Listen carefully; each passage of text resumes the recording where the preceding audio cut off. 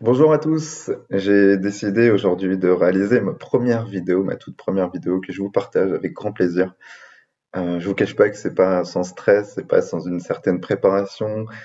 J'ai pas de matériel, je fais ça avec mon portable, enfin mon ordinateur portable. J'ai pris quelques notes, donc je vais essayer de vous retranscrire tout ça. J'espère que vous allez bien, j'espère que vous vous portez bien, je le souhaite en tout cas. Euh, donc encore une fois, je vous demande un peu d'indulgence. Je vais essayer d'aller droit au but et j'espère que cette petite vidéo va pouvoir vous donner quelques clés de compréhension et vous aider dans votre cheminement, en tout cas le cheminement de la pensée, le cheminement de la connaissance. Je souhaitais me présenter rapidement. Donc, je m'appelle Julien, j'ai 37 ans. Depuis que je suis tout petit, j'ai une certaine ouverture au ce que j'appelle le subtil. Mais sans avoir été guidé, sans avoir été éduqué dans cette voie-là. Donc j'ai un peu été tout seul, même si on m'a accompagné très largement dans cette voie-là. J'ai rencontré des gens qui m'ont fait énormément grandir. Il y a une grosse partie du travail que j'ai fait tout seul, et c'est souvent le cas en fait. On a à faire ce travail tout seul. Je suis passé de l'enfant subtil qui voyait des choses, qui expérimentait des choses, à l'adulte. Dans cette phase-là, on mentalise beaucoup, on s'établit un schéma de structure mentale, on établit des structures analytiques qui nous font penser comme on nous a dit de penser. Euh, donc c'est pas évident ensuite de recoller à l'enfant, de recoller à celui qui regarde partout, qui s'éveille de n'importe quoi, qui s'émerveille de n'importe quoi, et qui va s'ouvrir beaucoup plus naturellement aux choses. Et peu à peu, donc, on nous met des structures, ces structures analytiques, ces structures de pensée dans la tête qui nous font penser comme ce que j'appelle le bien pensant, comme la plupart des gens pensent. Voilà. Ça passe par l'éducation, par les parents, par les médias, par l'école, par le travail, par tous ces endroits qu'on traverse et qui nous englobent dans une certaine mentalisation, voilà, de structure de la tête. En passant à l'âge adulte, j'ai intégré ces structures-là. Enfin, j'ai la voix qui tremble. Je suis un peu stressé, je suis navré. Euh, j'ai été, comment dire, j'étais un peu déstabilisé dans cette pensée-là. J'étais militant de cette pensée-là. Parfois, j'ai été pris dans cette mouvance, même à m'engager un petit peu politiquement, à essayer d'argumenter dans des idées qui restaient dans les sphères mentales qu'on nous avait données. Et je me suis rendu compte que ça marchait pas forcément en fait. On rebouclait sur les mêmes choses à chaque fois. Donc je sais pas à quel moment, je sais pas quel a été vraiment le déclencheur, mais à 25 ans, j'ai entamé ce que j'ai appelé la course à la connaissance. Donc je suis allé voir, je suis allé me documenter, j'en ai pris plein la tête, j'en ai pris plein les yeux. Je voulais savoir comment le monde marchait en fait véritablement, comment certains, quelles ficelles étaient tirées, à quels endroits pour essayer de nous contrôler en fait au final. Voilà.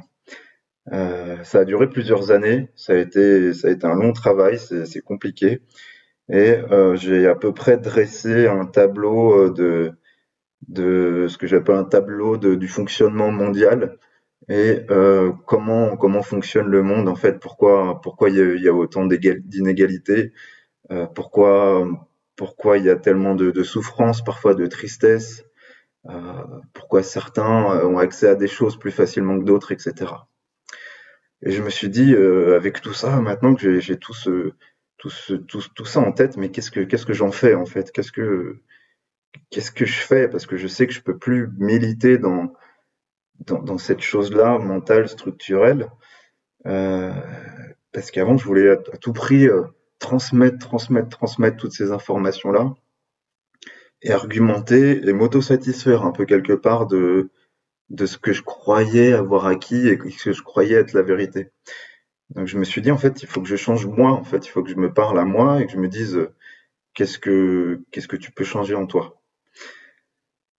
Et ça, je l'ai axé avec la redécouverte un peu du monde subtil dans lequel j'avais connu des expériences dans mon enfance, ce qu'on peut appeler du spirituel, ce qu'on peut appeler de la connaissance, enfin pas de la connaissance, mais de la connexion à des petites choses subtiles. Et j'ai commencé à rencontrer des gens qui m'ont aidé sur cette voie, qui m'ont apporté aussi de la connaissance spirituelle et que j'ai doucement digéré, intégré. Et là, donc, s'articule ce que j'ai appelé une certaine bataille entre le mental versus le subtil.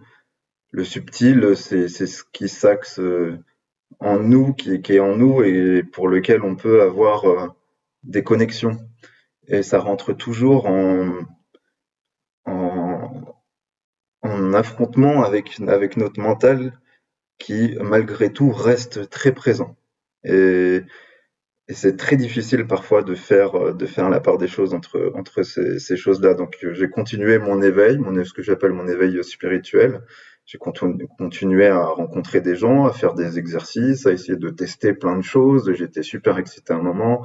Parfois ça retombe, parfois ça s'ouvre, ça se referme, ça s'ouvre, ça se referme.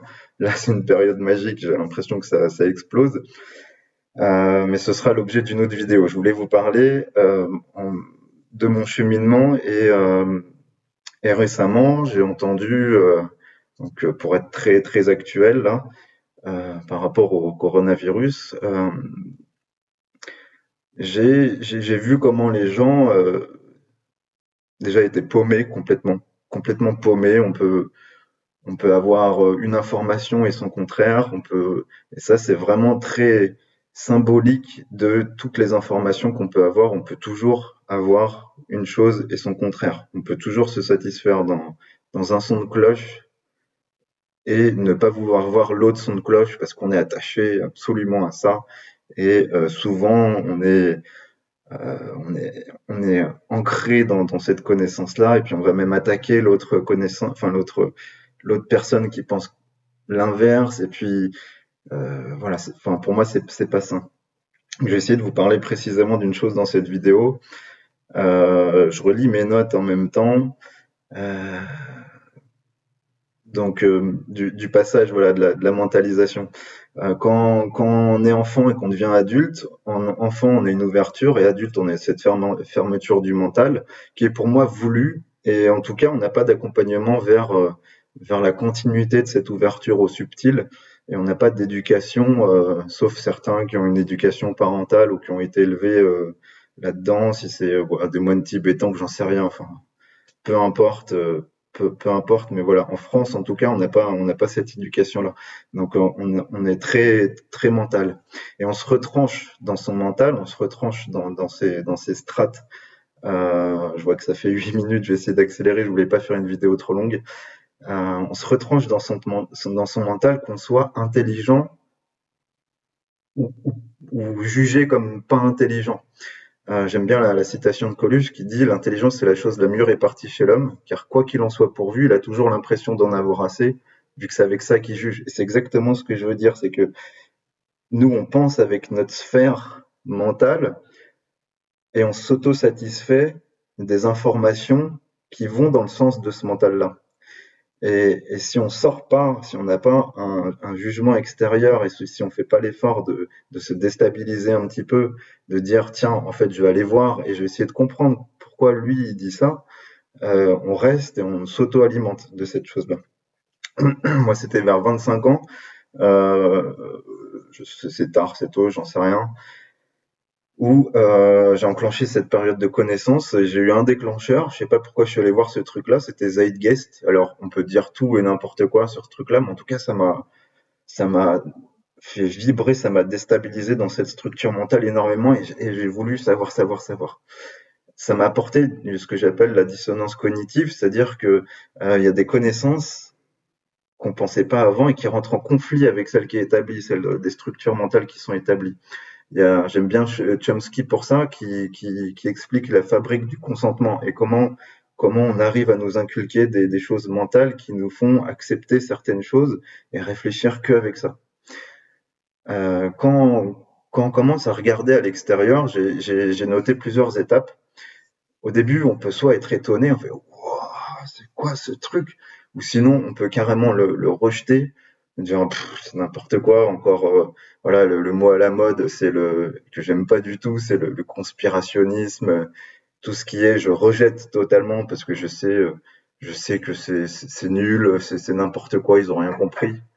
Et c'est une sorte de déni, c'est une sorte de refus, c'est normal parce qu'on on se protège naturellement d'une déstabilisation. On a peur je pense au fond, on a peur d'aller penser autrement. La deuxième étape, quand on a passé cette chose-là, qu'on commence à sortir de notre structure mentale, c'est de persévérer et d'approfondir. Ça, c'est un petit début d'ouverture. On se dit, tiens, j'ai été déstabilisé. Qu'est-ce qu'il me raconte, en fait? Qu'est-ce qu'il me raconte? Je vais aller chercher. Et plus on cherche, plus on établit ces différents regards sur un sujet. Donc c'est vraiment très très long comme processus. Il faut prendre un sujet particulier, essayer d'aller analyser avec tous les angles différents qu'on peut.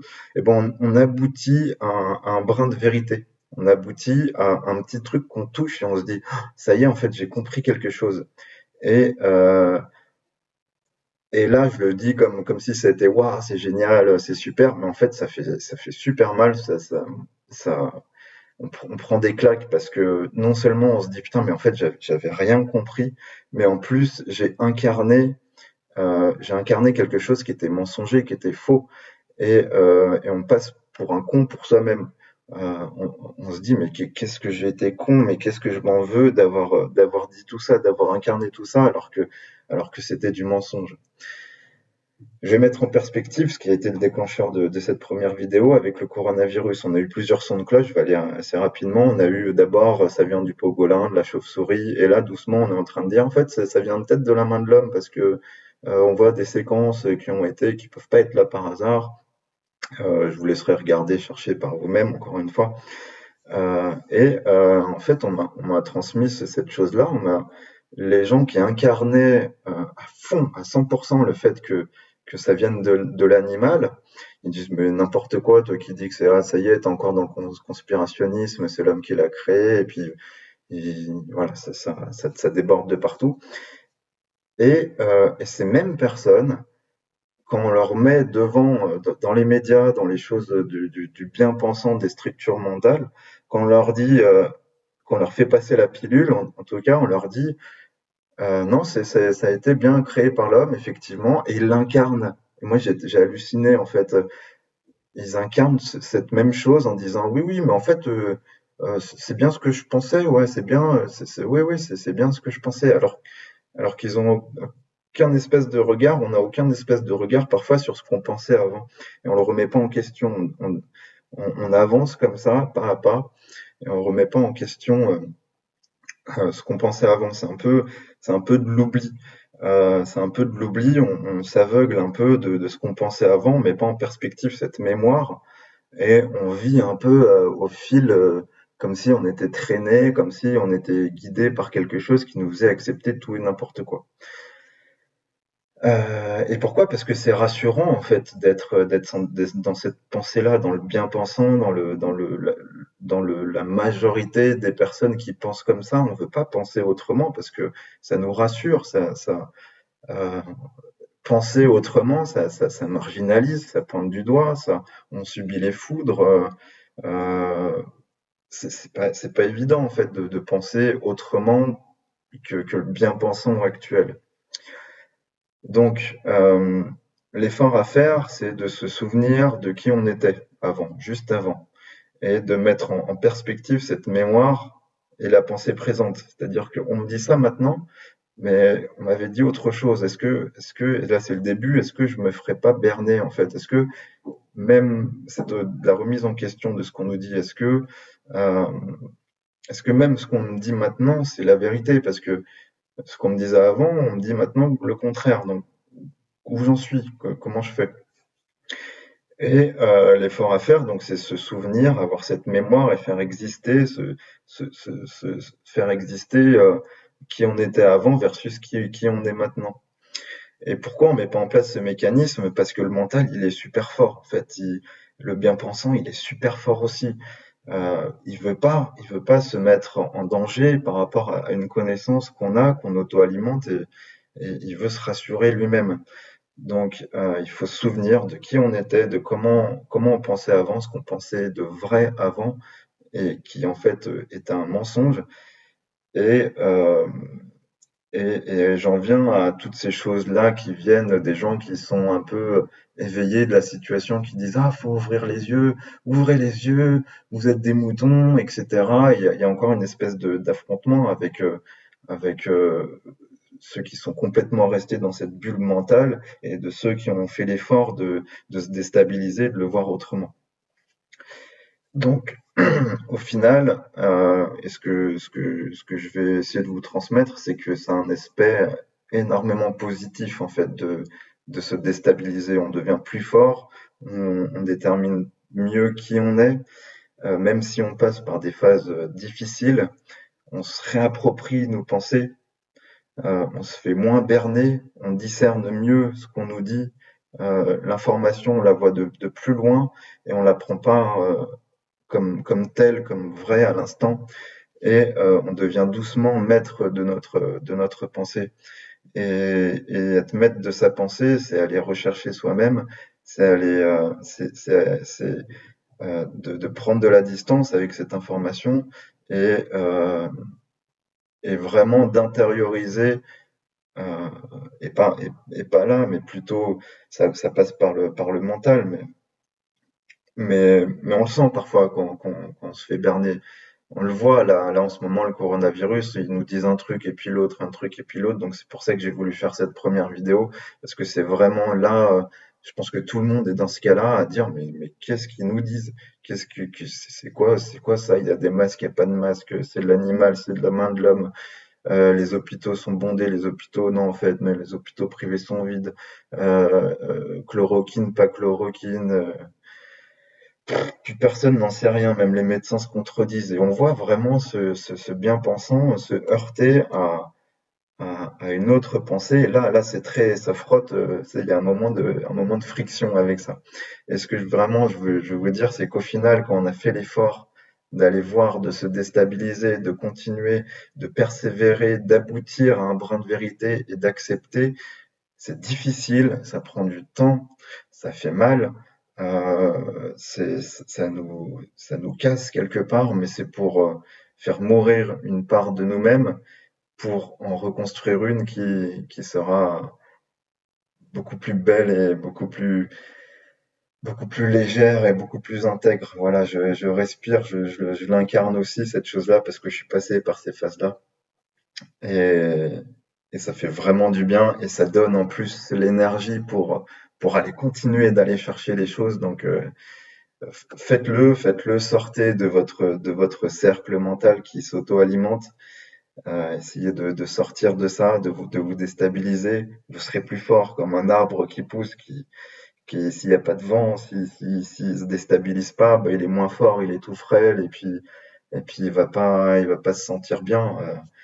Donc, à l'image d'un arbre, déstabilisez-vous, faites rentrer un autre vent de connaissances et vous verrez au final, vous en ressortirez plus fort et, euh, et vous serez vraiment rempli d'une autre matière et vous réappropriez vous-même.